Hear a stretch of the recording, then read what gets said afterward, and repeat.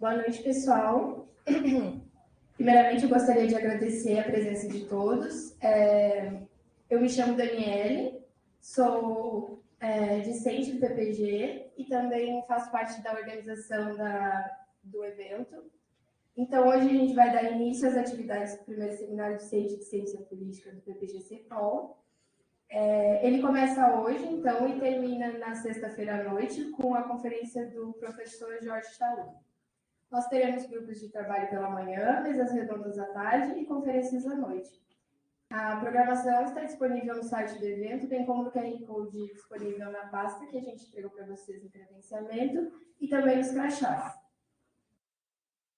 Boa noite, eu sou Indira, discente também da comissão.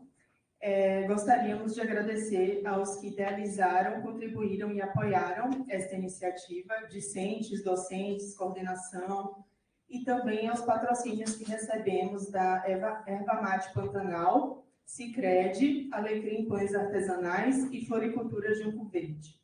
Ainda agradecemos o aceite da professora Cristiana Luzecan em participar da nossa abertura com a palestra sobre políticas de meio ambiente. Infelizmente, a professora, por motivos de força maior, não pôde comparecer presencialmente ao evento.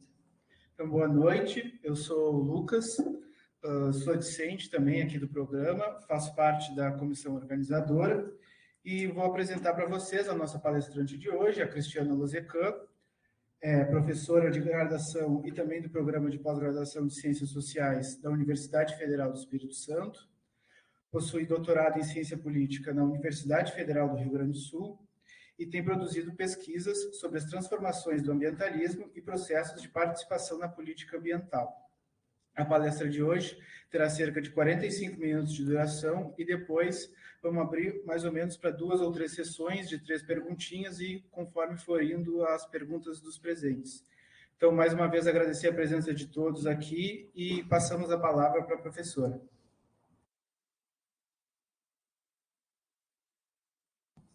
Boa noite, gente. Vocês me escutam? Mais ou menos. Ai. Tava tão bom antes. Baixei aqui, melhorou? Não? Melhorou. Eu posso só dar uma revisada aqui no meu microfone.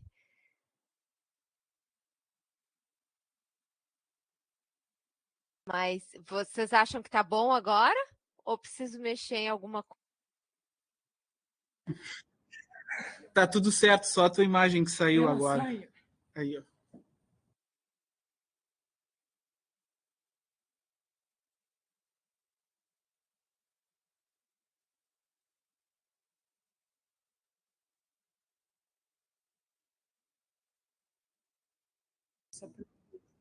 Oi? Oi, tudo certo. Tá. Então tá bom. Qualquer coisa, se tiver algum problema, vocês me avisem, tá? Tá bem. Joia. Bom, então quero agradecer, antes de mais nada, a vocês discentes pelo convite, dizer que eu fico super feliz, estou um pouco triste por não poder estar aí, né? Eu estava até me planejando para ficar, todo o evento e tudo, conhecer mais o programa, mas não foi possível e, inclusive, eu estava comentando antes com os organizadores, que eu também acabei pegando uma virose, eu tô assim, super mal o dia inteiro, então eu vou falar bem lentamente, que é para não me cansar aqui muito, tá? Mas é isso, eu estou muito feliz de estar aqui, né, de poder interagir com vocês. Quero também prestar, né, a minha solidariedade, os meus sentimentos à professora Luciana Balestrin, que eu sei que perdeu o pai, né, há poucos dias. Enfim, né, parabenizar vocês, porque eu sei quanto é custoso organizar um evento, né, e trazer professores de fora, enfim, isso é sempre muito trabalhoso, então vocês estão super de parabéns. preparei para vocês aqui uma apresentação. Vou cronometrar o meu tempo também.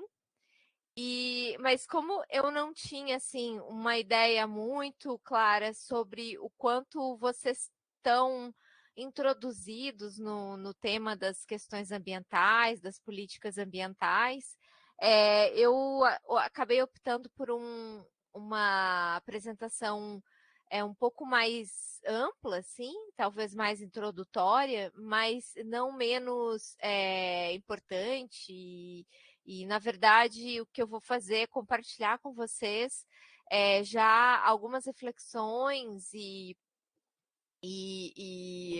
algumas análises a partir de um projeto de pesquisa que está em curso, né? Eu vou apresentar aqui para vocês. Eu consigo compartilhar a tela? Consegue. Tem um ícone de data show no canto inferior direito, se não me engano. Eu acho que é por ali. Não aparece? Aqui para mim tem uma mãozinha. Do lado esquerdo não tem? Como é que faz isso? Tem não. Mas a gente vai resolver isso agora. Tem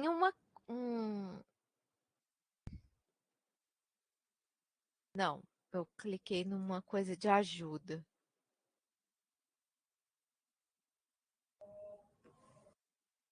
Configurações. Não tem. Agora sim. Agora sim, tá, perfeito. Agora sim. Então tá. Vou só apresentar para vocês antes, assim, de começar o laboratório que eu coordeno na Federal do Espírito Santo, que é o LAPAGE, né, o Laboratório de Pesquisas em Política Ambiental e Justiça. É um laboratório que tem bastante pesquisadores hoje, a gente tem projetos com bolsistas desde iniciação científica júnior. É um financiamento, é um edital aqui do Espírito Santo, mas imagino que deve ter alguma coisa similar no Rio Grande do Sul. São estudantes de ensino médio, né? Que, enfim, eles iniciam a primeira aproximação aí com o ambiente acadêmico, né? Então a gente tem 5 bolsistas de IC Júnior, os pesquisadores de graduação, os pesquisadores de mestrado, doutorado, e 2 pós-docs que estão com a gente também nesse trabalho. Então, só para vocês conhecerem, se tiverem interesse de saber mais sobre o que eu vou falar, né, também vocês podem depois acessar aqui a página e vão encontrar os trabalhos de cada discente, os projetos grandes e etc. Eu quero apresentar o LAPAGE, principalmente porque a gente acabou de ser contemplado num projeto que é um projeto aqui financiado pela FAPES, que é a Fundação de Amparo à Pesquisa do Espírito Santo, e ele é um projeto que financia redes, né, de colaboração. E, felizmente, a UFPEL, aí, a ciência política da UFPEL está conosco, né, através da professora Luciana Balestrin. Então, eu certamente estarei aí em Pelotas, né, brevemente para iniciar esses trabalhos. É um projeto que é esse que vocês estão vendo ali, Climatizando o Ambientalismo, as implicações do enquadramento das mudanças climáticas para as mobilizações ambientais no Brasil. E ele tem, então, convênio, né, entre a UFES, a UFPEL, a Federal do Rio Grande do Sul, né, Sociologia, a professora Lorena Fleury, a Federal do Pará, que é uma professora, a Marcela Vecchioni, que é da RI, e a UERJ, a arte da UERJ, né, que é a Estadual do Rio. Então, isso era só para dar um contexto mesmo e também deixar vocês com vontade de conhecer mais o nosso grupo e se interessar aí possivelmente pelo projeto de pesquisa. Deixa eu ver agora se ele muda automaticamente. Não, então agora eu vou compartilhar com vocês a tela que é para compartilhar da apresentação. Vamos lá. Vamos ver se eu sei fazer tudo direitinho. Vocês estão vendo direitinho aí? Sim, tudo certo. Tá. Bom. Ah, tá. Então, gente, eu coloquei, né, esse título, Políticas do Ambiente e do Clima, já um pouco, né, contextualizando aqui que a minha entrada na discussão de política ambiental, ela é uma entrada que pensa a política a partir de uma observação mais abrangente, né? Então, não é algo focado ou especificamente conectado ao debate, por exemplo, de políticas públicas, que está muito mais centrado, né, em análises, por exemplo, de capacidade estatal ou coisas do gênero, né? É um debate um pouco mais amplo, né, e que pega de outras matrizes também epistemológicas, né, da concepção de política. Então, eu trouxe aqui, né, no título já, né, essa ideia de políticas do ambiente e do clima, porque justamente esse projeto de pesquisa, ele tem como objetivo traçar, né, recuperar um pouco a história do ambientalismo no Brasil, entendendo que o ambientalismo é né, na verdade, são os ambientalismos, né, e os ambientalistas, eles constroem a política ambiental do Brasil de diversas maneiras, né, por múltiplas entradas, que é um pouco o que eu vou falar na sequência.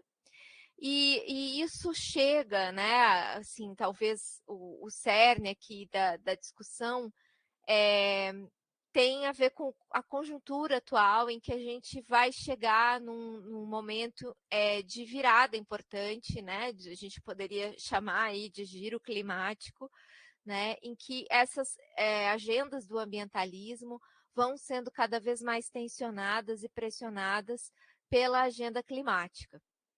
Então, é um trabalho que ele está muito conectado com os estudos de movimentos sociais, né? Mas ele tem também pelas características dos próprios movimentos e da dimensão empírica dessa pesquisa, ele também vai ter uma conexão importante com as relações, né, socioestatais e as relações, sobretudo com o campo jurídico, né?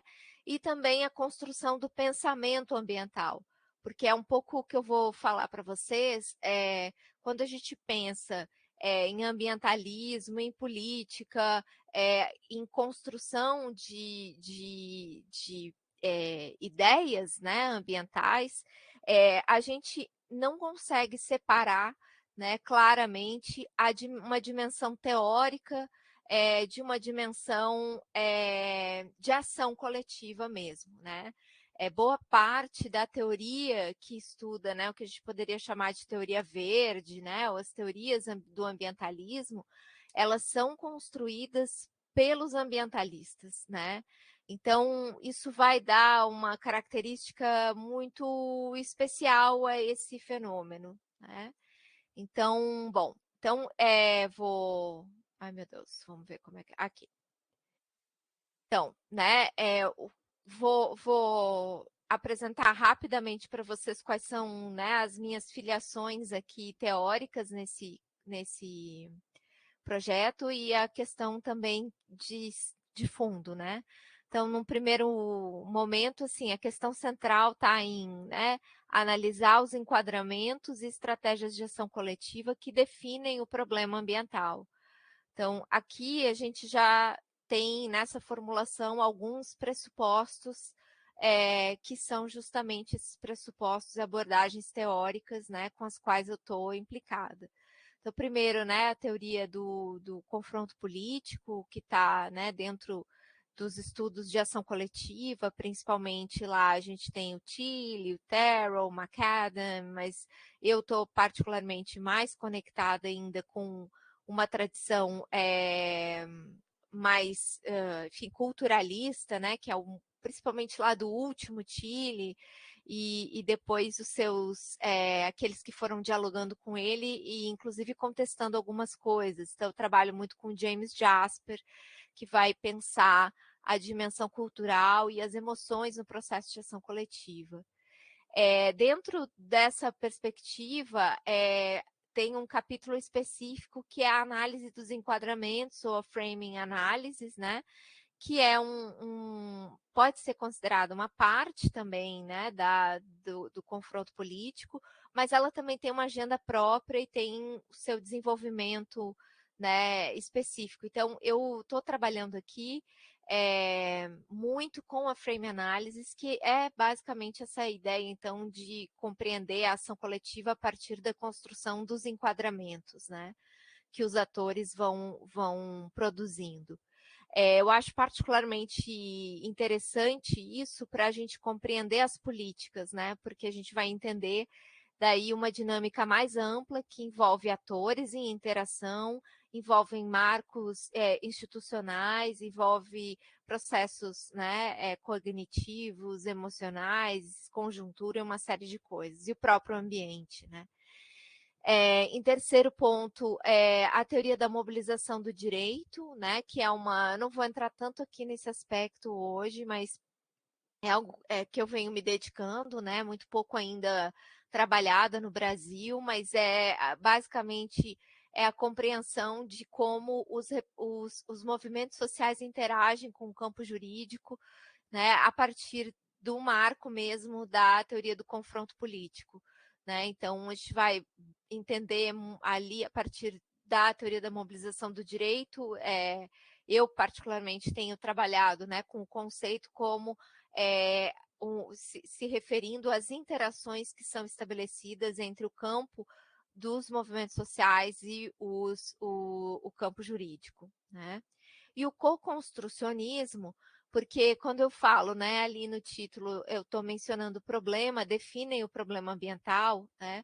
A gente parte aqui de uma tradição, eu vou entrar um pouquinho nesse debate, embora não muito. Existe, né, uma série de discussões dentro do campo mesmo dos estudos ambientais, de como, né, a gente deve colocar os problemas ambientais, as questões ambientais. A perspectiva construcionista é aquela que justamente vai tensionar uma visão muito ecocêntrica ou biocêntrica, né, da natureza como acima dos seres humanos, né, e vai entender que os problemas ambientais, eles são discursivamente construídos, né. Então, aquilo que era considerado, por exemplo, poluição há muitos anos atrás, há décadas atrás, pode não ser considerado agora, ou o contrário, né? Então, a gente vai formulando problemas ambientais como problemas públicos, né? Então, essa é uma perspectiva do construcionismo, né? Cujo autor central é o Hannigan, e o co-construcionismo, que é onde eu vou chegar lá no fim da minha apresentação, é uma perspectiva que dá um passo em relação ao construcionismo, porque admite que também há limites na produção discursiva, né? No sentido de que nem tudo é só discursivamente construído. Bem, ai meu Deus, peraí. Até que eu fico trocando de tela para poder ver vocês também. E aí?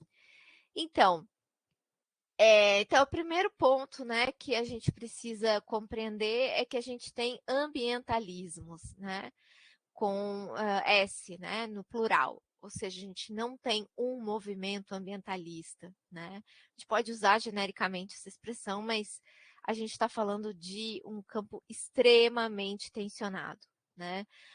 Onde muitas vezes os confrontos centrais, eles vão estar dentro do próprio campo ambientalista e não só no confronto com os atores externos, né? E isso é muito importante de observar, né? Então, enquanto perspectiva de ação coletiva, deve-se pensar na pluralidade das formas de enquadrar as questões ambientais enquanto problemas públicos. Né? Então, o que o ambientalismo faz é justamente elevar determinadas questões que estão, né, que são próprias da relação, da interação do ser humano, né, com o meio, ou se a gente quiser puxar aí uma discussão da cultura e da natureza, né, enquanto problemas que são públicos, né. Então aqui eu botei, né, três imagens aqui que mostram, né, a gente tem aqui embaixo um movimento, uma imagem que é um momento especial, né, da articulação dos povos da floresta, né? Em cima a gente tem, né, um problema que é um problema mais urbano e de poluição industrial. E na primeira imagem a gente tem uma imagem da natureza, né? Enfim, aqui a gente está no bioma amazônico, né? Os rios e a floresta.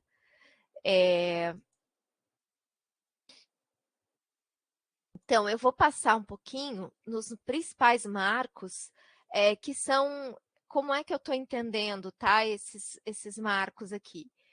Não queria que vocês lessem estritamente como um desenvolvimento histórico do ambientalismo. Na verdade, são marcos importantes de transformação do enquadramento ambiental, onde a gente tem mudanças na forma de compreender o problema, ou a gente tem atores importantes que entram no processo de disputa pelo enquadramento, né? Então, são marcos que têm, obviamente, né, uma certa orientação no tempo, mas eles estão né, para frente e para trás, assim, eles podem ser observados para além dos períodos temporais que eu coloquei ali, né? Então, aqui a gente tem, no início, o que eu estou falando aqui? Estou falando, né, Brasil colônia, estou falando da construção do ambientalismo original mesmo, enquanto um problema, uma questão brasileira, né? A gente vai ter um marco fundamental que sim, dá para entender ele cronologicamente como o início, assim mesmo, de tudo, que é esse marco que eu estou entendendo ali como intelectual, ou seja, é a construção intelectual das questões ambientais, né, enquanto problemas. Isso vai se dar aqui, uma referência importante, né, é o Pádua, que tem um trabalho de historiografia do ambientalismo, e ele vai mostrar, tem uma obra, eu depois vou ter que procurar o título, porque agora fugiu, minha memória está meio ruim, mas Sopro de Destruição, se não me falha a memória, que é uma obra onde, inclusive, ele mostra que os intelectuais que estavam no Brasil estavam produzindo reflexões sobre questões ambientais, né, no Brasil colônia, inclusive antes dos giros internacionais, aquela coisa toda que a gente está acostumada, né, a estudar no pensamento político brasileiro, são as incursões pela Europa e a importação de certos debates, né? A gente vai ter muitos, ele fez um estudo documental mesmo, histórico, e encontrou muitas discussões, né, sobre a questão ambiental no Brasil, né? Então, já muito antes de chegar mesmo o debate genuinamente através das discussões europeias, né? Em todo caso, aqui, um dos intelectuais importantes é o José Bonifácio, né? Acho que é uma figura aí bem conhecida de todos nós. Depois, o segundo marco que a gente vai ter, que também é um marco, assim, que está nos primórdios, né, da construção do ambientalismo no Brasil, é o que a gente pode entender como técnico-científico, né? Porque ele está muito ligado ao desenvolvimento da ciência, né? Obviamente, isso não é uma questão só do Brasil, daí, mas ele vai estar muito conectado à constituição de corpos técnicos, né, que vão pensar nas questões, lidar com as questões da natureza do ponto de vista das suas próprias profissões, né? Então, a gente vai ter desenvolvimento de certos estudos que vão trazer para a gente evidenciar relações causais entre, né, por exemplo, um dos primeiros marcos que a gente tem no Brasil, que é o do excesso de queima de lenha, né, retirada, desmatamento para a produção de lenha e queima de lenha, né? Então, essa relação causal, né, de que isso estaria produzindo efeitos nocivos na atmosfera ou mesmo, por exemplo, colocando em risco certos mananciais, vai ser uma construção que vai se dar num terreno técnico-científico. Isso continua até hoje, né? Então, a gente vai ter até hoje essa relação muito forte do ambientalismo, né?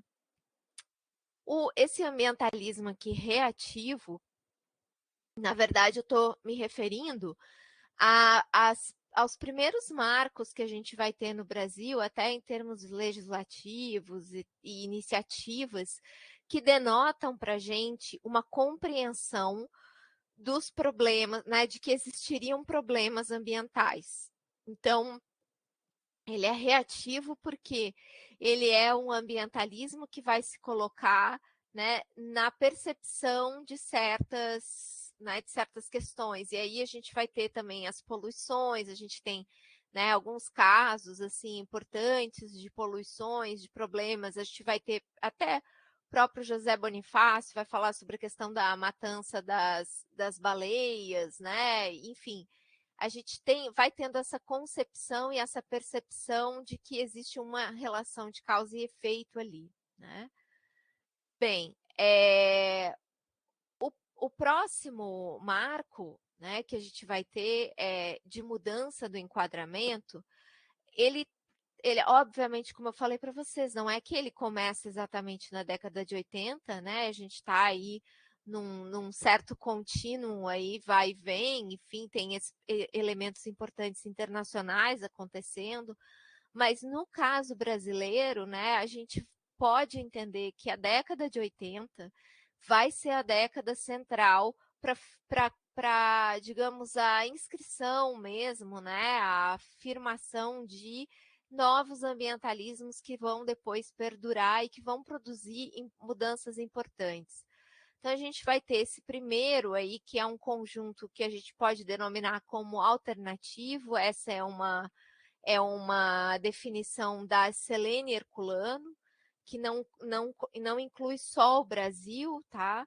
Esse marco, ele envolve aquilo que muitas vezes alguma literatura sobre movimentos sociais ela tende a entender como sendo um movimento por questões pós-materiais, né? Que seriam, então, ali, também viriam na esteira dos novos movimentos sociais, né? O que gerou também em outros países, né? Essa junção do ambientalismo, né? Enfim, aos movimentos que estavam ali naquela esteira, por exemplo, do Maio de 68, né? E que vai gerar os primeiros partidos políticos verdes, né?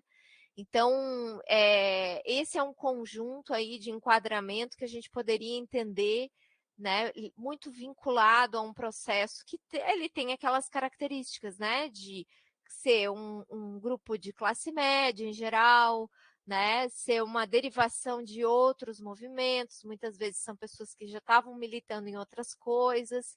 Tem também aqui um conjunto de movimentos culturais que vão ocorrendo, né? Antes já, na década de 70, tu tem os hippies, já no fim dos 60, a gente vai ter também toda a influência, né, das guerras, enfim, Vietnã. Então, tem aí uma construção, né, que ela se dá muito por uma chave de pensar um outro mundo, de pensar uma outra forma de viver, né, que tem, né, esses movimentos alternativos também, a constituição de comunidades alternativas, todas elas muito vinculadas a uma chave ambiental. O marco, né, na sequência, o marco que é realmente a chave que caracteriza, né, o diferencial do ambientalismo no Brasil, o mais falado, o mais reconhecido internacionalmente, é o socioambientalismo, né, que é um enquadramento que vai se dar também aí, né, um pouco nesse momento, a partir da articulação dos povos da floresta, né? Então, muito pela figura, a gente tem a figura do Chico Mendes, mas tem outros, né? O Dema, enfim. A gente vai ter a Marina Silva, né?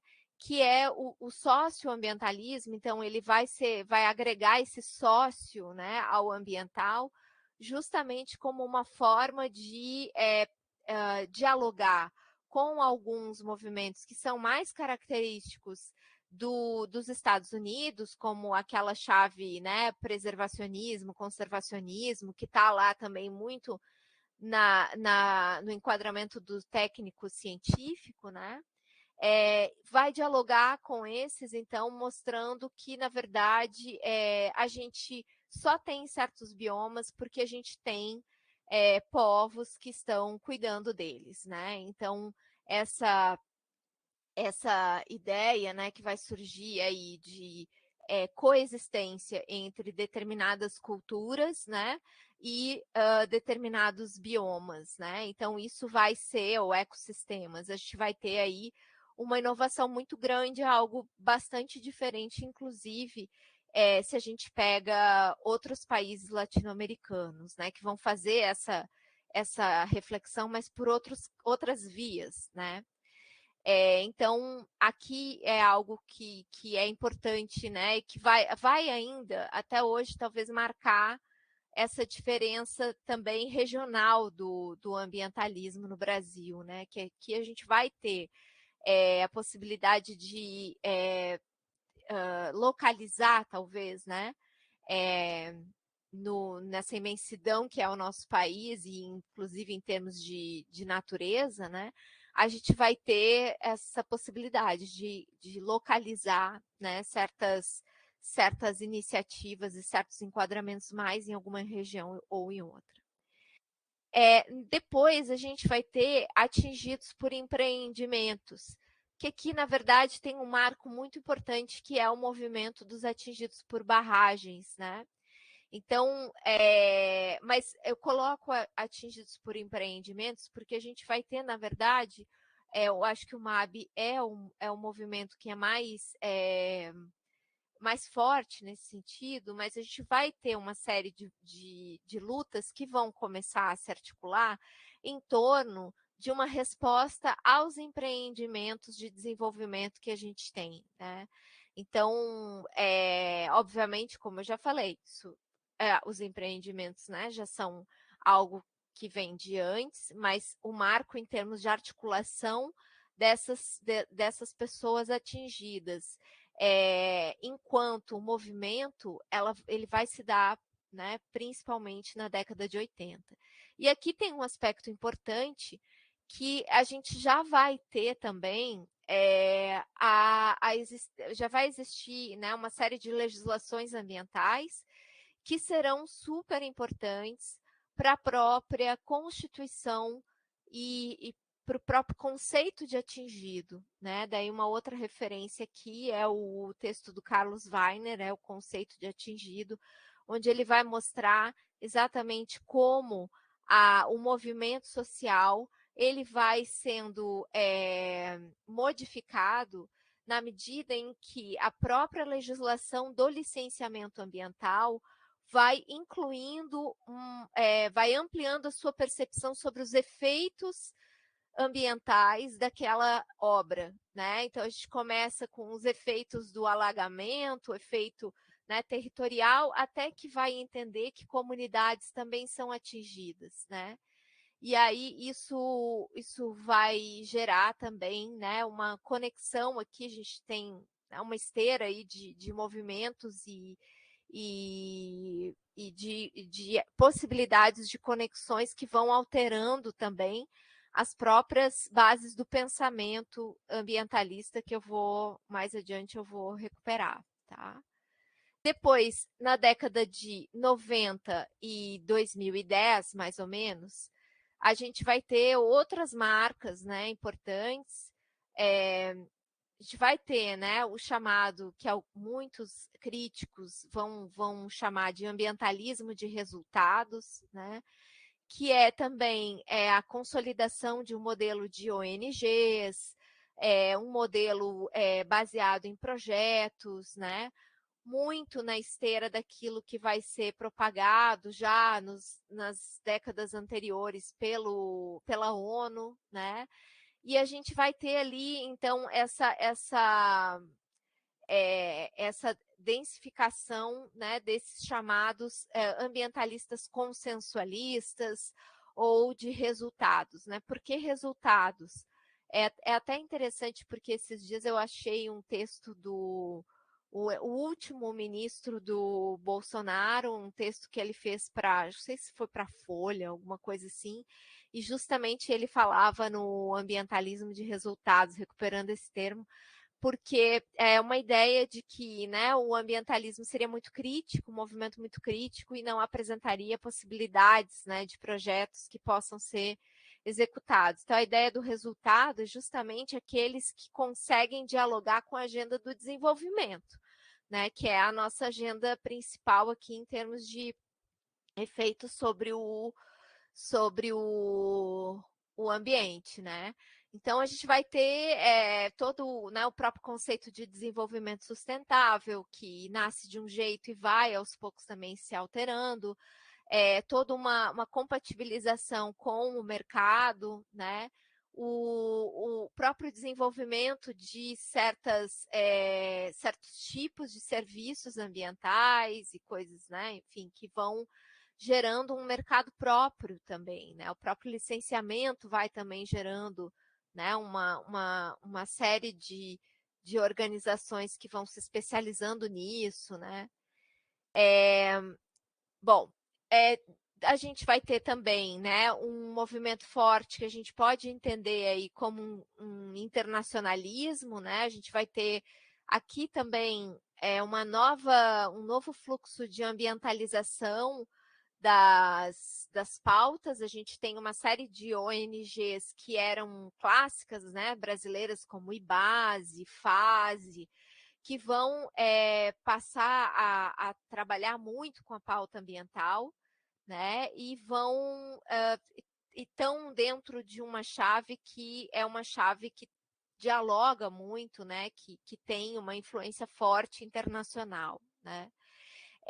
Seja pela fluxos de financiamento ou pelos repertórios de ação coletiva. A gente vai ter algumas redes se constituindo, né, que vão, inclusive, tornar muito difícil a compreensão desse movimento como algo que é estritamente nacional, né?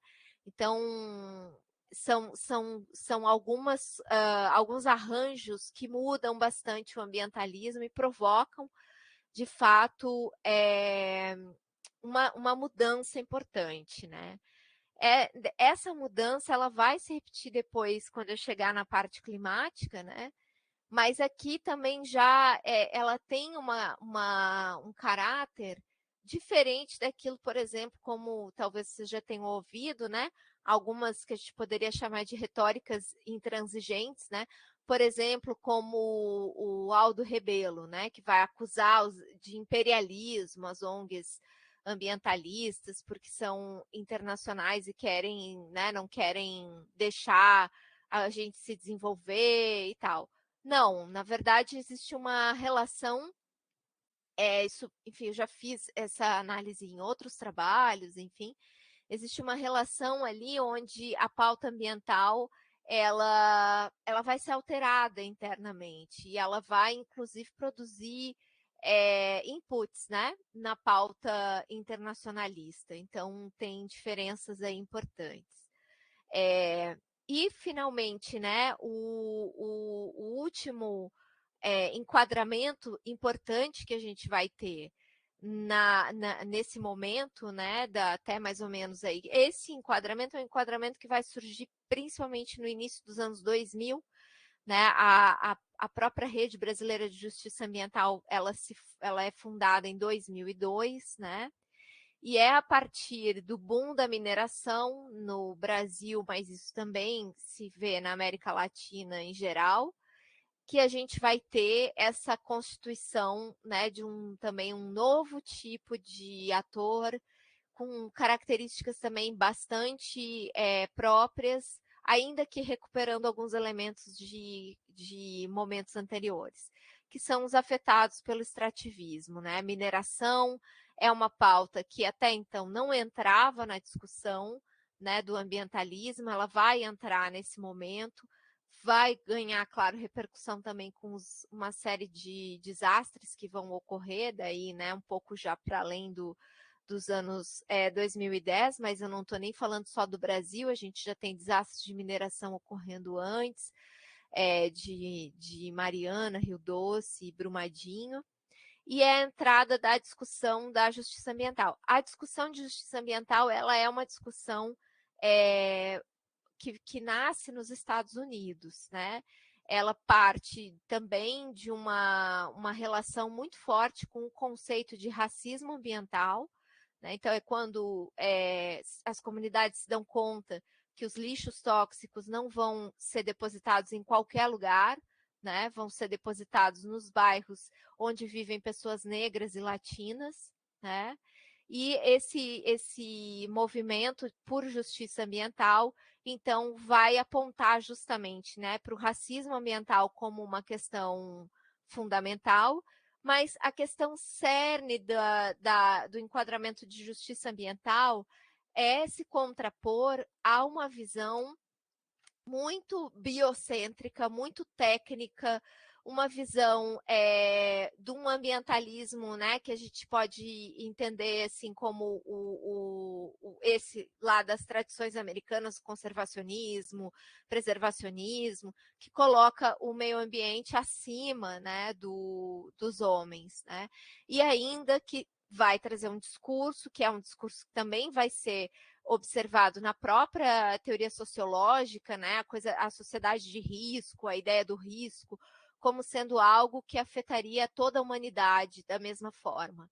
A grande chave de discussão do enquadramento de justiça ambiental é justamente dizer que os impactos ambientais não são democráticos. Eles afetam desigualmente a sociedade, as pessoas, os países, né? Então, a perspectiva da justiça ambiental vai inserir as clivagens sociais nesse debate, né?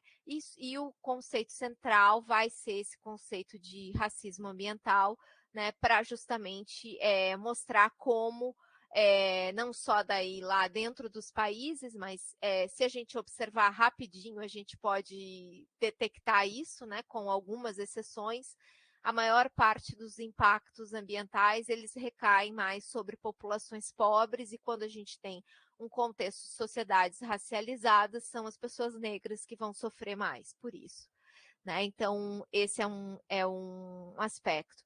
Mas também vai ter a discussão de gênero, embora ela não é muito forte no Brasil, ela não vai ter chegar a se constituir assim fortemente, mas a gente tem também, né, algum debate sobre gênero. E peraí, meu Deus, eu me perdi aqui. Não, tá.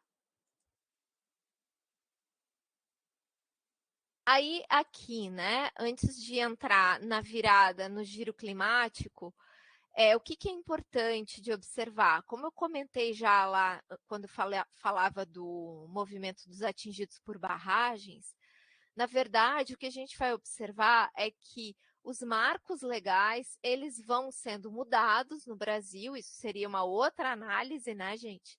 Mas não dá tempo aqui. Eles vão sendo mudados no Brasil conforme essas compreensões, tá? Então, tem um trabalho que eu escrevi recentemente, tá para sair, aquela coisa, né? Tá para sair há 2 anos publicado, mas vai sair, eu espero, que agora está na fase final.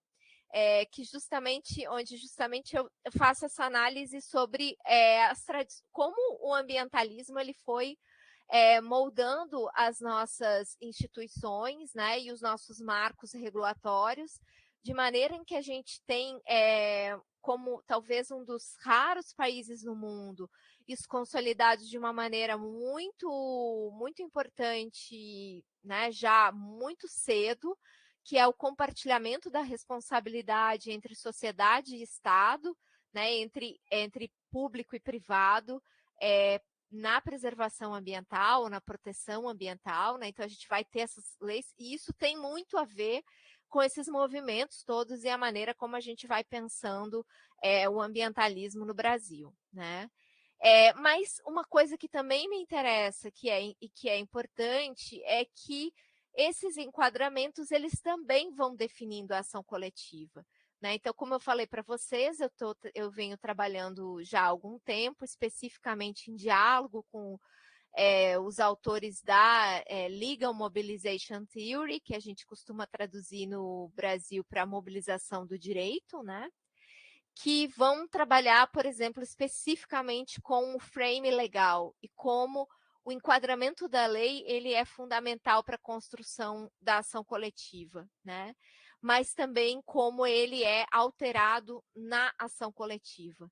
Então, dentro dessa perspectiva, né, eu venho analisando como que os movimentos sociais utilizam a legislação ambiental, né, e como que eles vão, assim, tensionando e mudando ela. Então, posso simplificar para vocês num dilema que existe entre os movimentos sociais e, ao mesmo tempo, algumas consequências, né, de mudança. O dilema né, se eu falei para vocês que a gente mobiliza a lei ambiental para chamar, de certa forma, né, a atenção para os efeitos sobre as comunidades, as pessoas, né, como o movimento dos atingidos por barragem, os pescadores. O grande problema, que é o dilema, é que ao fazer isso a gente reforça também a legislação ambiental, que ela, de certa forma, né, sempre vai carregar alguns matizes do preservacionismo ou dessa característica biocêntrica, né? Então, quando a gente vê, por exemplo, assim, né, a gente tem um caso clássico dos pescadores na Baía de Guanabara, que lutam há muito tempo contra a poluição causada pela Petrobras. Eles utilizaram durante muito tempo Vocês estão aí? Sim, estamos. Ah, Estamos. tá. Não, é que fugiu a imagenzinha de Ah, vocês aqui da tela. Mas não tem problema, só porque eu ficava vendo vocês aí, né? claro, claro. Tá. Mas, então, eles, nesse processo de ação coletiva, eles mobilizaram em muitas vezes, assim, uma espécie de sapo que seria, que estava correndo risco de extinção, né? Alguns tipos específicos de vegetação, né? Só que na medida em que eles fazem isso, eles também acabam, muitas vezes, colocando o próprio uso do frame legal contra si próprios, porque, por exemplo, eles podem ser processados por fazer alguma coisa que né, possa ser entendida como algo que prejudica o sapo ou a vegetação, né?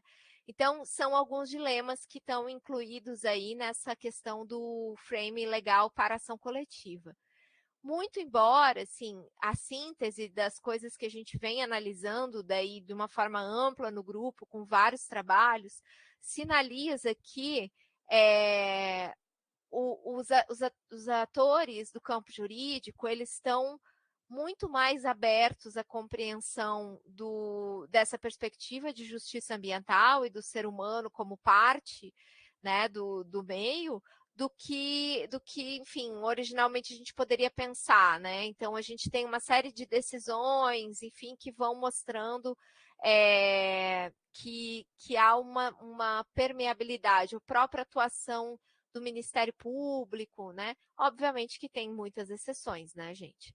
Mas essa é uma coisa interessante de se observar, né? Algumas súmulas do STJ que mostram essa ideia da justiça ambiental como importante. Bom, os novos repertórios, né? Então, a gente vai ter a formação de um repertório de mobilização do direito, baseado nas interações entre distintos ambientalistas e atores do campo jurídico. Então, como eu falei para vocês, a gente pega numa perspectiva histórica lá para trás, por exemplo, se a gente pegar a década de 90, Rio mais 20, Rio 92, a gente não tinha, né, um uso de estratégias judiciais consolidadas no ambientalismo. Ao contrário, o ambientalismo ele tinha muito essas tintas carregadas lá, né, desse grupo mais alternativo, né, que vai pensar em outras formas, né, de construção de política. E vai mesmo utilizar os caminhos do próprio sistema político, né, como criação de partido verde e tal.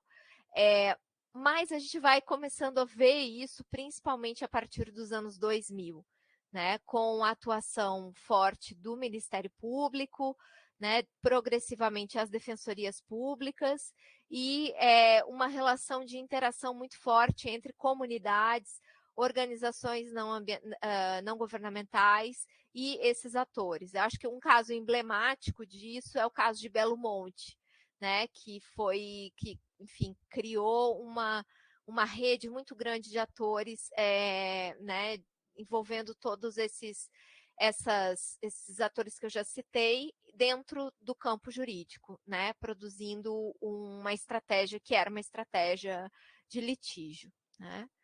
Bem, aí eu já estou encerrando, tá, gente? Estou bem no finalzinho. Aí a gente chega aqui, né?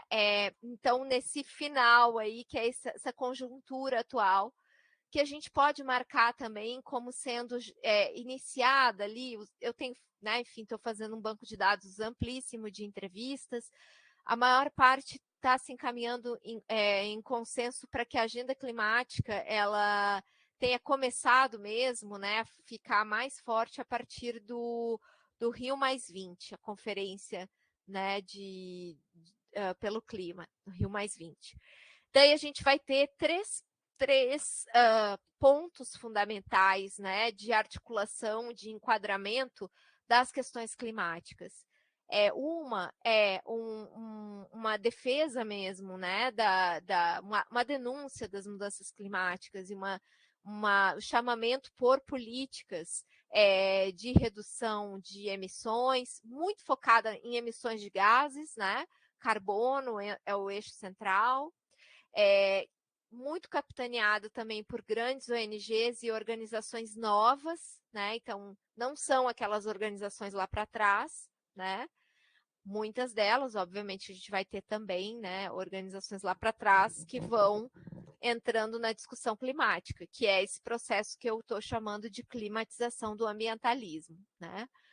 Mas a gente vai ter também a articulação enquanto enquadramento relevante de povos e comunidades tradicionais, que embora já estivessem lá no socioambientalismo, agora entram com uma característica mais importante, né, mais própria. A gente teve, né, desde lá, muitas políticas voltadas a reconhecimento, demarcação de terra, povos quilombolas. A gente vai ter uma série de questões, a OIT 169, né, enfim, uma série de dispositivos também criados, né, consulta prévia e coisas do gênero. Então, esse vai ser um marco muito importante de discussão para, né, a perspectiva climática. E aí é entender como que os problemas, né, causados pelas mudanças climáticas vão afetar principalmente essas comunidades, como essas comunidades cumprem uma função fundamental de preservação, manutenção, por exemplo, né, de florestas, mas outras coisas também, né, outros recursos também, e compreender como os impactos vão se dar em termos de desastres também sobre essas comunidades. Contudo, o terceiro eixo, né, é um terceiro que vai ser um eixo que vai se dar aí também numa posição crítica à forma como a agenda das mudanças climáticas vai entrar né, nos países, principalmente nos países do sul global, né? E é isso que então eu estou chamando aqui de afetados por políticas de mudanças climáticas. Aqui a gente vai ter uma situação importante, principalmente na Amazônia, né? Porque lá a gente vai ter assim, situações em que comunidades vão negociar com empresas privadas os créditos de carbono, né, sem passar por qualquer tipo de relação, de regulamentação, né, muito ainda precário também em termos de quantitativo, né, do que vai ser mensurado em termos de preservação para a emissão desses créditos, e que vai, por sua vez, tornar essas comunidades reféns de tais políticas. Porque, da mesma forma como eu falei para vocês, o problema lá do pescador que usa algum argumento ambiental biocêntrico, né? Depois esse argumento pode se voltar contra ele. Nesse caso aqui, as comunidades não podem mais, por exemplo, extrair nada, né? Então, a gente sabe que a gente tem lá muitas comunidades que dependem de práticas extrativas, né?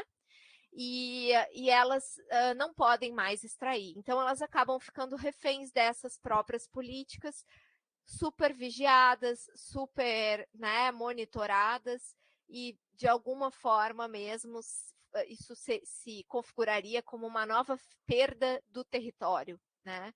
Porque se torna um território franqueado para essas políticas de emissão zero ou de compensação. Então, muito sucintamente, tá, gente? E agora, né, indo só para algumas, né, considerações finais aqui, esse novo momento vai também implicar num reforço, incremento dos repertórios de mobilização do direito. Então, a gente vem acompanhando a entrada com força total da litigância climática, né, que vai, obviamente, beber lá na fonte dos litígios contra empresas, no caso do extrativismo, mas vai entrar com outras características, né? Não é mais tanto o Ministério Público, mas são principalmente as organizações não governamentais e escritórios de advocacia, que também tem uma modalidade própria aí, que vão passar a produzir esses litígios. Só, assim, rapidamente, se vocês me permitem, eu só queria fechar com algumas discussões teóricas que estão permeando tudo isso que a gente falou aqui, né? Então, eu já falei para vocês que a gente tem mais ou menos 2 marcos importantes de discussão dentro da teoria dos teorias verdes, ou dos estudos ambientais. Uma é baseada numa visão biocêntrica, a gente poderia dizer, né? Que são as vertentes que colocam a natureza como separada e acima dos seres humanos. Tem muitas variações aí dentro, tá?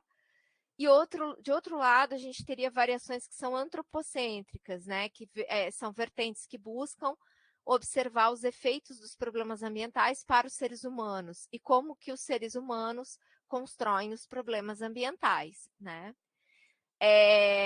A gente basicamente teve a articulação polêmica, que é a mais polêmica, eu acho, até hoje, né? Entre os realistas, né, que dizem, né, que existem questões ambientais que independem dos processos simbólicos e cognitivos dos seres humanos, né? E, por outro lado, os construcionistas, né, que vão dizer que os problemas ambientais dependem de uma elaboração humana nas questões da natureza, né? O que a gente observa e que está muito conectado com a própria forma como os movimentos ambientalistas vão se desenvolvendo. E aqui a gente tem uma questão importante, né, no Brasil, que é a conexão forte que a gente vai ter com essa vertente do co-construcionismo, né, que ela está, do ponto de vista teórico, muito, muito vinculada ao chamado giro ontológico, né, ou simétrico, muito mais desenvolvido na antropologia, na teoria antropológica, né, do que na ciência política, e que vai trazer as coisas não humanas, né, para a construção epistemológica da ação e agenciamentos. Então, a gente teria aqui esse novo momento, que é um pouco o marco também do giro climático, né? Que é a tentativa de equilibrar certas questões, né? Até que ponto os impactos ambientais eles são mais cruéis para algumas pessoas, sim, mas ao mesmo tempo também é preciso admitir que nós, enquanto espécies, também somos todos de alguma maneira atingidos, né? É preciso compreender como nesses processos, os processos de ação coletiva, inclusive, a gente também vai aprendendo com a observação e com a construção, enquanto construção de conhecimento, com a própria natureza. Né? Então, não só de um ponto de vista técnico-científico, mas as próprias comunidades tradicionais vão produzindo conhecimento e, por exemplo, que é um grande case da ciência política, lá encabeçado pela Elinor Ostrom, né? Que é como se a gente observar certos biomas, né? Por exemplo, o trabalho dela sobre ecoflorestas, né? A gente vai encontrar um resultado onde aqueles lugares onde existe ação, existe presença humana, mas com uma forte autogestão, autocontrole, elementos culturais, né, que se combinam ali com a gestão das instituições, isso gera resultados ambientalmente, ecologicamente mais favoráveis, no sentido da gestão da floresta, né? Então, eu acho que esse é o momento agora que a gente está, que, né, talvez seja o grande desafio, e acho que, finalizando mesmo, esse é o grande desafio que a gente tem na ciência política, porque a ciência política é muito pouco desenvolvida nesse sentido, né? Do ponto de vista teórico, ela está atrasada, né, em relação às outras áreas disciplinares. E também aqui no Brasil a gente tem muito poucos estudos, né?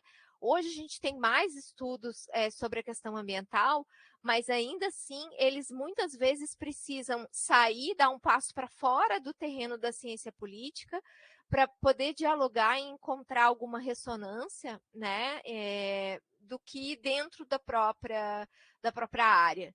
Né? Então, acho que esse é um desafio que eu coloco aí para vocês, jovens estudantes, e quem sabe se interessem também aí por trabalhar com esse tema tão interessante que para mim é tão caro. Muito obrigada, gente. Desculpe que eu passei aí um pouco o tempo.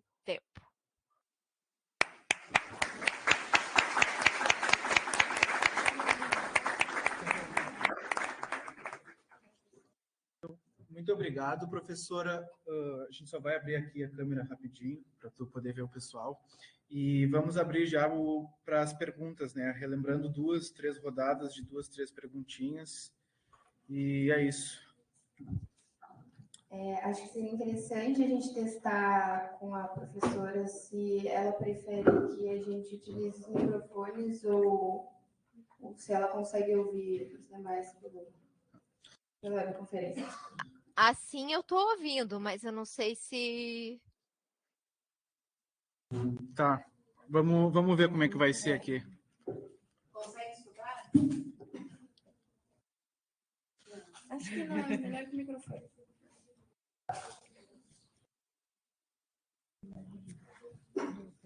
Gente, a gente vai abrir agora para perguntas. Quem quiser se inscrever, é só levantar a mão que a gente vai passar a pergunta para a professora Cristiana. Aproveite esse espaço para poder conversar com ela sobre as questões que apareceram durante a conferência, o que vocês têm dúvida. É um espaço mais de interação assim com a conferencista agora.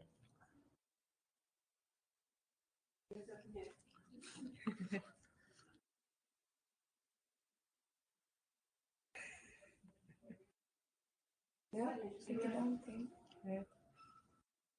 Tem coffee break amanhã, primeiro tem prioridade. Não tem cara de começar. Não tem nada para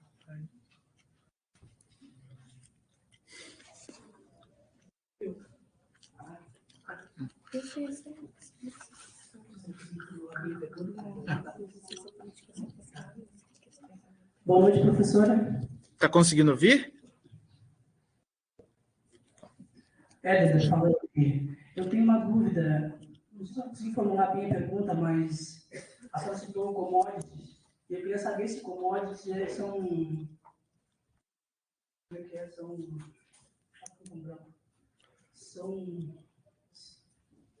São bens renováveis ou não? A senhora falou sobre as nossas riquezas naturais e são consideradas commodities.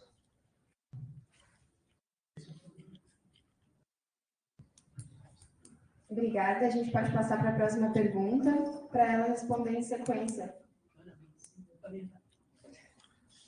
Mais alguém para acompanhar o colega? Tá bom?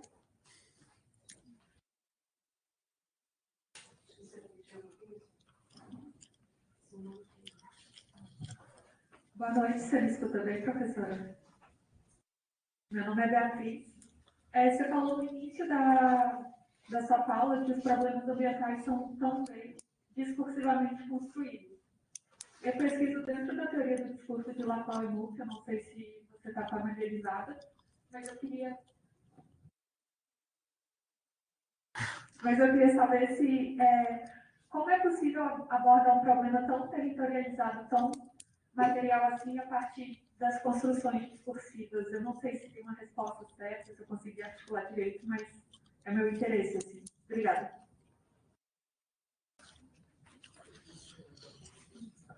Lhe damos a palavra, então, professora.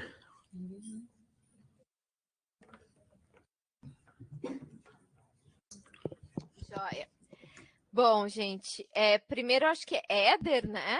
Não sei se eu peguei direito o nome. Sobre a questão das commodities, né?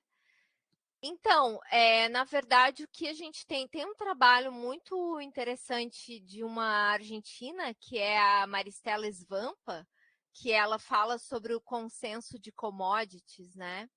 E inclusive agora também pegando essa questão climática, assim. O que, na verdade, a gente vai ter é a transformação dos recursos naturais em commodities, né? E isso é um processo também que a gente pode entender que, assim como a construção do problema ambiental, né, a gente também vai ter a construção das soluções econômicas, né, brasileiras, e, enfim, que é uma característica em geral.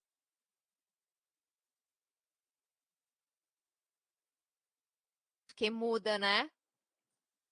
Tá. Sim, acho que está tudo certo. Tá. Então, que é uma característica, né, enfim, da América Latina, né, em geral, que é essa elaboração de que a nossa solução, né, para os problemas econômicos, ela vai partir sempre de algo que é exploração das riquezas naturais, né? Isso aparece muito em toda a nossa tradição do pensamento político brasileiro, né? Então, enfim, pensamento político, social, econômico brasileiro. Então, assim, a questão sobre se eles são renováveis ou não, né? Aí depende do que. Se a gente for pegar, por exemplo, a mineração, né? Uma mina de ferro, ela dura um determinado tempo. Depois daquele determinado tempo, aquela terra ali foi exaurida, né? Ela foi todo o nutriente dela foi retirado e ela não tem mais como se recuperar. Então, essa questão, se são renováveis, vai depender muito, né, do que a gente está falando. Agora, por exemplo, no caso, né, das commodities, vai se trabalhar com as commodities como sendo algo que é renovável quando não é, ou entendendo que isso é um custo necessário, digamos assim, né? E aí a gente tem várias questões, né? Aí na região de vocês, por exemplo, tem toda uma questão com as eólicas, né? E hoje a gente já pode entender mesmo, né, o próprio vento, a transformação do vento em commodity. Não tem implicações? Na verdade tem, né? Tem muitas implicações. Então, a gente já sabe que, por exemplo, os ventos eles estão mudando, né? Eles estão até que ponto todos esses recursos eles são exatamente renováveis, né? É uma questão. Assim, acho que o que a discussão de emergência climática nos coloca é exatamente como não são, né? Não, a gente tem um momento de exaustão, né? A outra pergunta, acho que era Gabi, é isso? Beatriz. Beatriz, tudo a ver, né? Eu entendi bem errado. Sobre a questão dos problemas ambientais e a teoria de Laclau e Mouffe, né? Eu acho que tem muitas conexões, né? Eu, assim, já estudei, mas eu não segui, né? Adiante. Eu fui orientada pela Célia Pinto, então sou da mesma turma ali, né? Dessa geração ali que estudou muito. Acho que tem muitas coisas interessantes, né? Eu gosto, assim, tem uma relação muito, muito boa, né? Principalmente com a Chantal Mouffe. Acho que tem ali uma discussão dela toda também do pragmatismo, que é interessante para a gente conseguir compreender essa formação do problema ambiental, né? Agora, assim, de um ponto de vista teórico mais profundo, né? Eu não saberia te dizer, entendeu? Quais os caminhos, mas eu acho que sim, eu acho que tem como. Eu sempre me lembro de esse debate dos realistas versus os construcionistas. Eu me lembro de um trecho do Hegemonia Estratégia Socialista, em que ela fala eles falam puxa vida, gente, não é um cometa, se caísse, né, uma coisa assim do céu, né? Eu não me lembro agora o que ela fala exatamente. Mas e essa é uma imagem que eu acho que ela tem muita ressonância nessa relação, nessa disputa entre os construcionistas e os realistas, que ela diz, né, a gente não pode, a gente não consegue com o discurso evitar que tenha caído do céu aquilo, né? Mas a gente pode dizer se aquilo explicar aquilo pela ciência, por Deus ou etc, né? Eu acho que é um pouco por aí, né? Eu acho que entender dentro de uma teoria mais profunda do discurso, entender o limite, né, do que é o discurso exatamente quando a gente está lidando com uma dimensão não humana, né? Eu acho que isso é uma coisa assim que necessariamente, né, a perspectiva ambiental do co-construcionismo que ela vai trazer, esse giro ontológico, vai sempre ser no sentido de que essa construção discursiva ela vai ter que ser possível de ser construída também com esse agenciamento não humano, né? Então, se sim, né, se isso for possível dentro de uma teoria de Laclau e Mouffe, eu acho que há muita convergência. De qualquer forma, eu acho que é uma discussão super interessante de ser feita, sabe? Acho que tem caldo aí.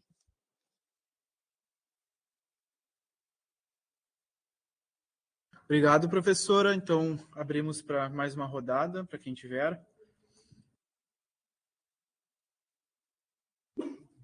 Eu não estou mais vendo vocês, tá? Ai, caiu a câmera ali da outra notebook, sim.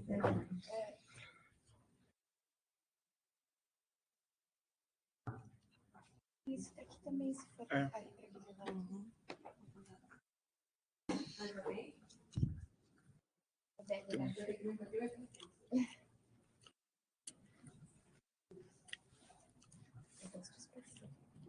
Estão me escutando?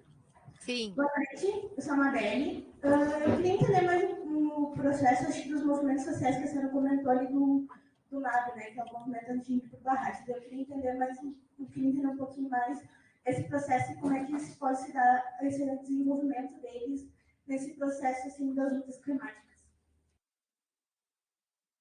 Mais alguém? Esse lado não veio ninguém, vai?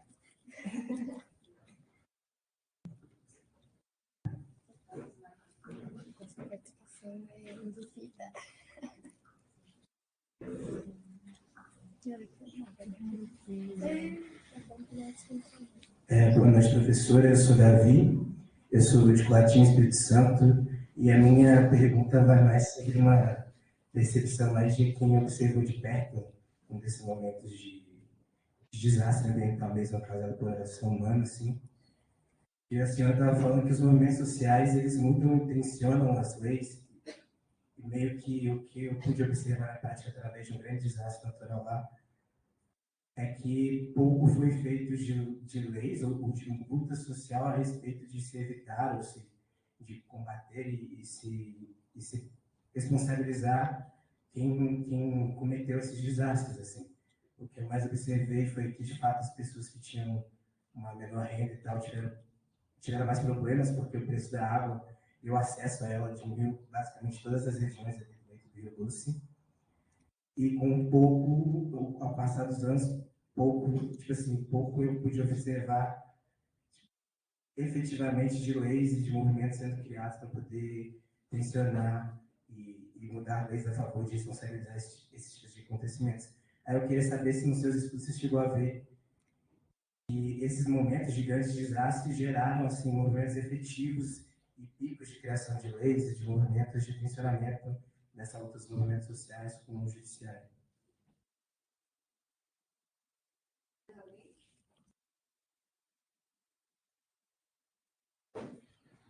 Eu tenho uma questão para a doutora Cristiana, mas com relação a essa escassez, né, dentro da ciência política de bases teóricas, né, de bibliografias, de produções acadêmicas voltadas a esse tema, tendo em vista que também é um tema em emergência, né, dentro da área, quais seriam, então, essas áreas que estão ligadas à ciência política para as análises ambientais, né, tendo em vista essa escassez que a doutora explicou para nós aqui? Acho que é isso. Sinta-se à vontade para responder. Tá. Então, sobre o MAB, né? O MAB, então, é um movimento que é isso, né? Assim, ele vai surgir de uma relação que é uma relação com o empreendimento. Então, ele não é um movimento ambientalista por excelência, por natureza, né?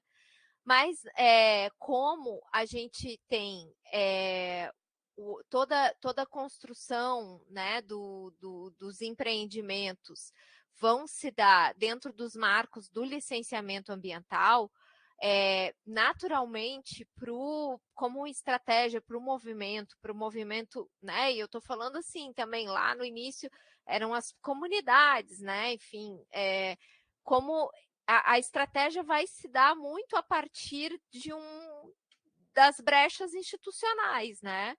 E essas brechas institucionais vão ser as brechas do licenciamento.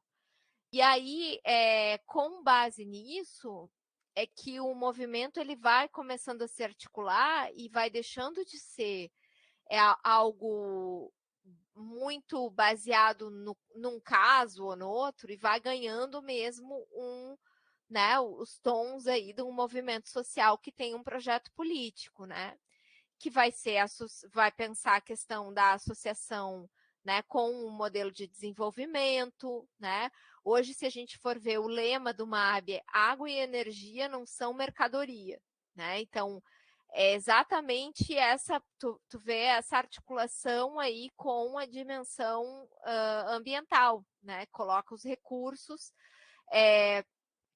como em contraposição ao capitalismo, né? Agora, sim, ao mesmo tempo, o que é importante de observar?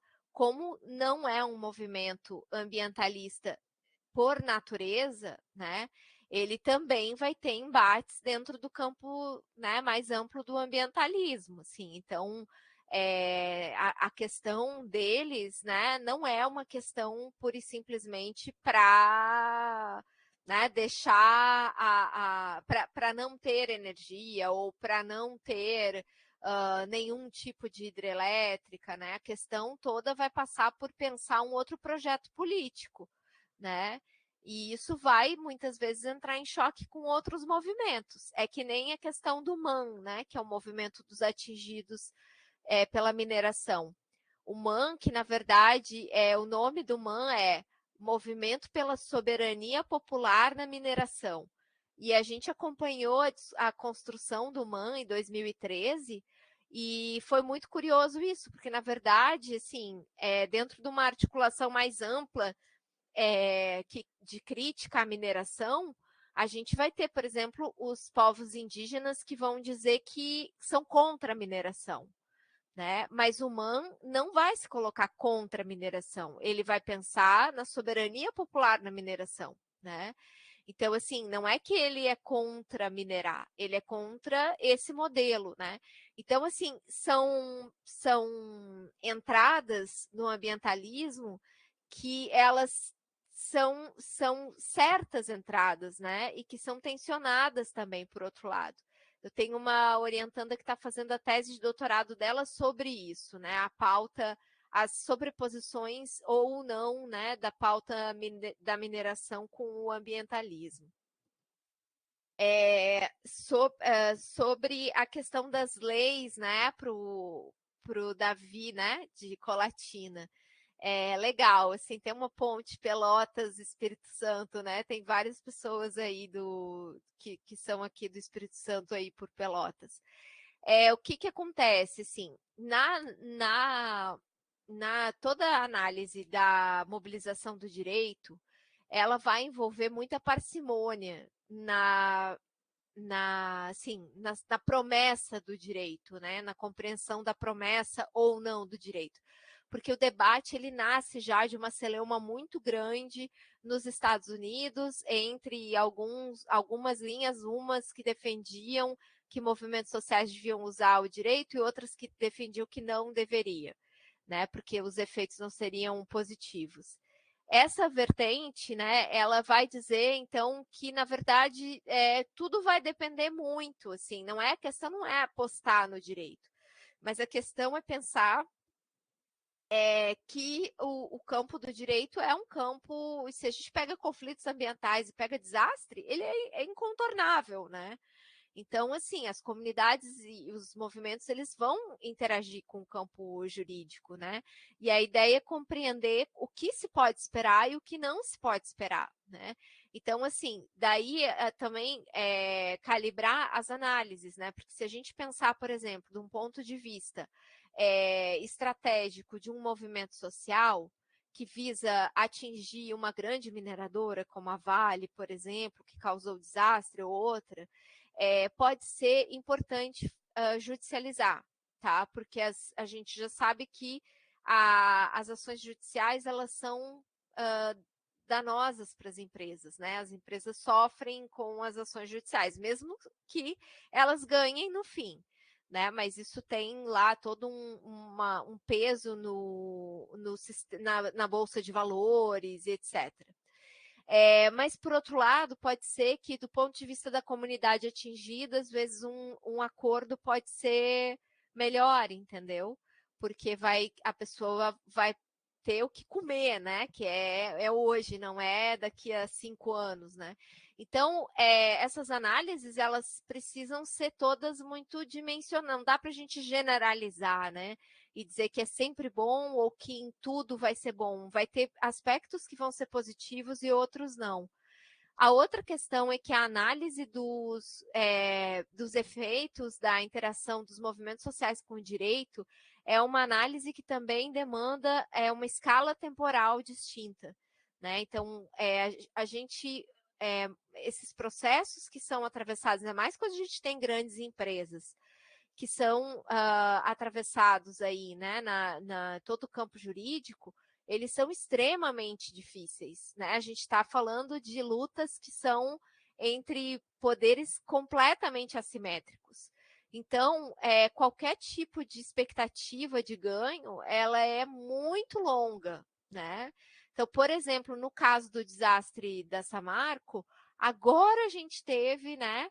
Olha quanto tempo depois, um juiz que finalmente deu uma decisão que inclui, utilizando um elemento da lei ambiental, que é o princípio de precaução, que é quando a gente não sabe se alguma coisa vai gerar dano ou não, a gente tem que pressupor que vai, né? Ele usou esse princípio para incluir a comunidade, uma parte ainda do Espírito Santo que não era considerada atingida pelo desastre. Então, isso foi uma vitória histórica, né? Ao mesmo tempo, a gente tem um escritório de advocacia inglês entrando com uma ação na Inglaterra contra a BHP e a Vale, né, por esse crime e pede a responsabilização. Então, assim, são coisas que vão levar muito tempo, mas são, de fato, coisas muito grandes, né, muito importantes, assim, para né, de um ponto de vista histórico mais amplo, né? E, bom, sobre a questão da falta na ciência política, né? Então, assim, a gente tem bastante gente fora do Brasil trabalhando dentro da ciência política. Na verdade, a gente tem alguns centros de estudo que são centros interdisciplinares e que estudam questões ambientais, e daí lá a gente dentro tem cientistas políticos. Porque em muitos casos a forma de organização também departamental, né, em outros países, ela não é tão disciplinarizada como a nossa, né? Isso nos prejudica muito, eu acho.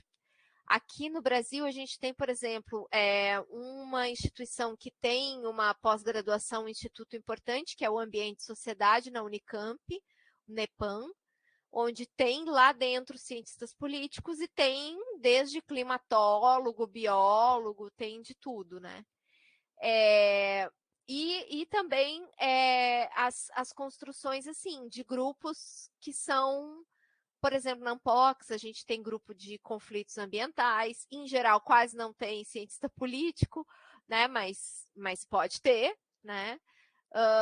A gente tem alguns encontros, eventos específicos também, redes específicas que discutem isso e que vão ter, em geral, mais gente da antropologia e sociologia, mas, enfim, ainda assim são abertas, né?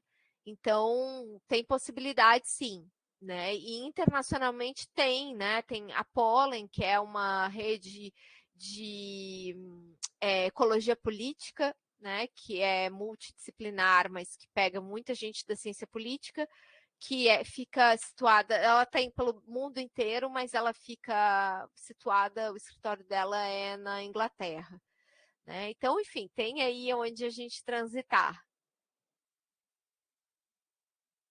Acho que foi, né? Foi. Então, acho que vamos para uma última rodada, né?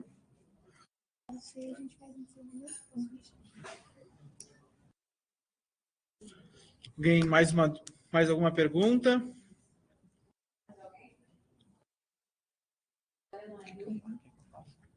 Tem mais ou menos o que falar agora?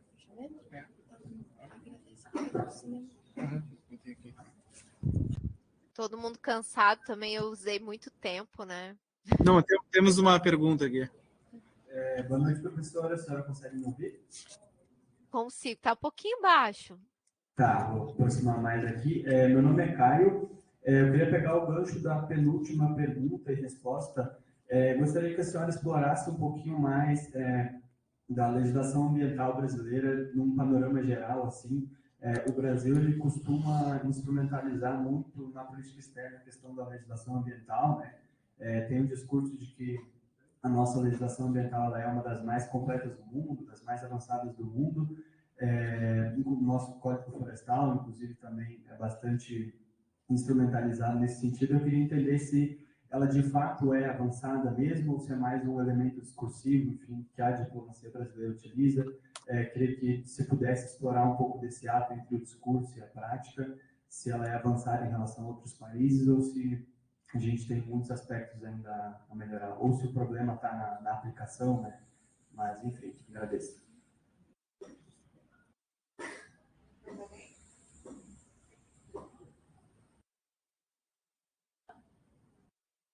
Posso? Acho que... Pode. Tá. Então, Caio, obrigada pela pergunta. A legislação ambiental do Brasil, de fato, ela é considerada, como tu falou, né, muito avançada, e ela tem muitos elementos, de fato, muito avançados, né? Essa característica que eu falei em algum momento sobre o compartilhamento da responsabilidade entre sociedade e Estado é algo muito importante. A gente teve uma influência, né, na verdade, na nossa construção institucional, que ela tentou combinar elementos da legislação americana e elementos da legislação europeia, né? E a nossa Constituição de 88, na verdade, a política ambiental é até anterior, né? Mas aí na Constituição de 88 e outros dispositivos, como o Código de Defesa do Consumidor, a gente tem, por exemplo, a possibilidade de que a sociedade civil se coloque como um ente, né, protagonista na defesa, né, do meio ambiente. A gente tem a previsão de fundos de financiamento do Estado para a sociedade, embora isso seja assim, um pouco flutuante, né, dependendo do governo.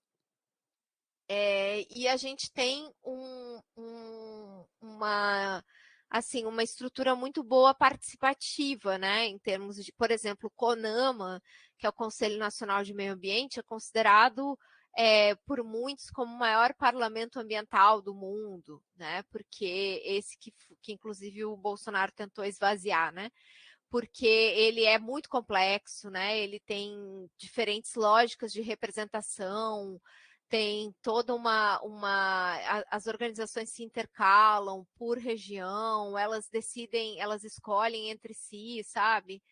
Quem vai participar. Então, assim, é uma dinâmica muito boa, né? Muito forte mesmo.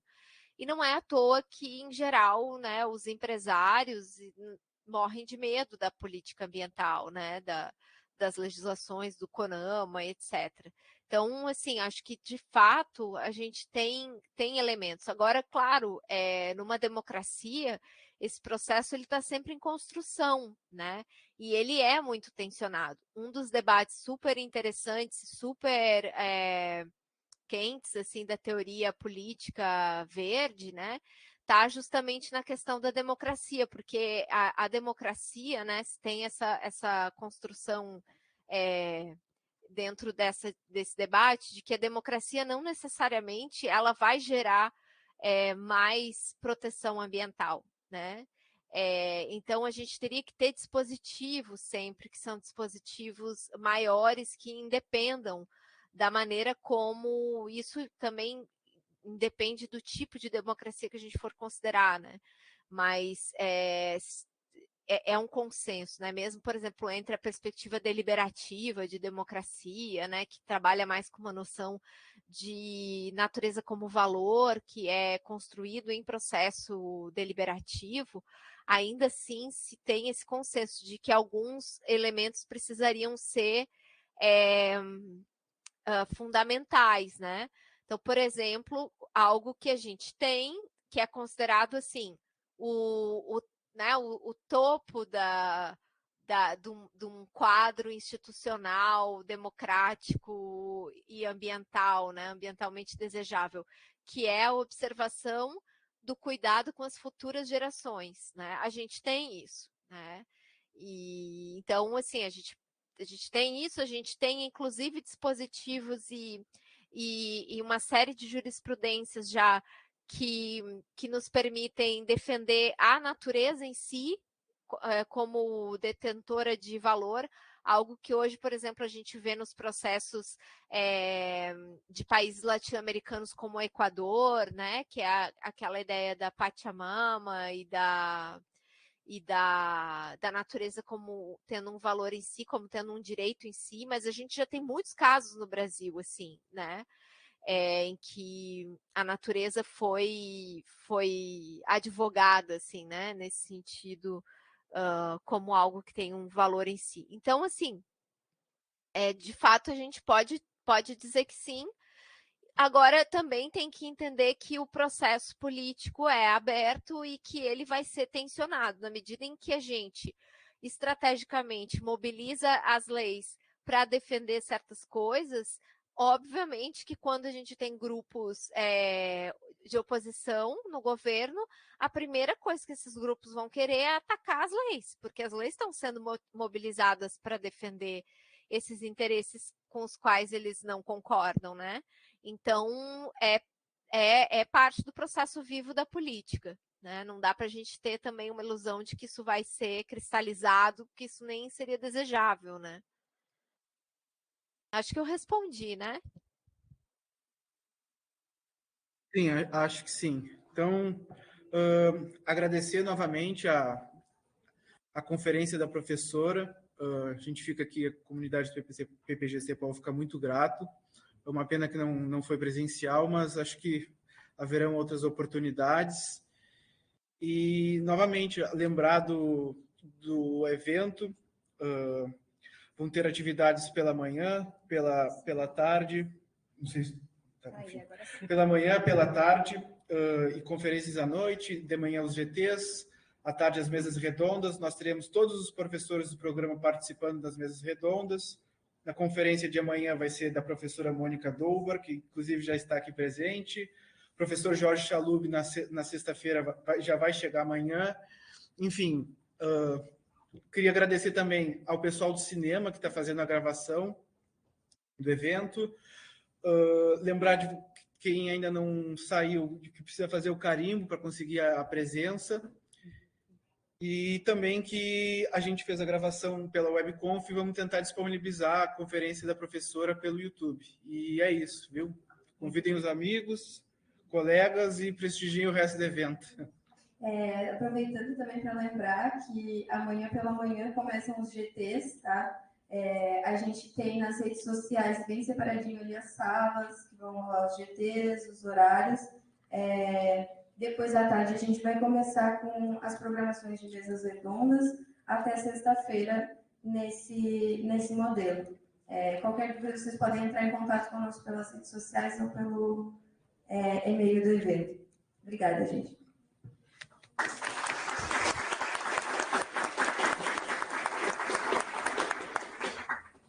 Tchau, gente. Muito obrigada mais uma vez e espero que eu possa estar em breve aí com vocês para outras conversas. Obrigado, viu? Obrigada. Tchau, tchau. Boa noite. Tchau.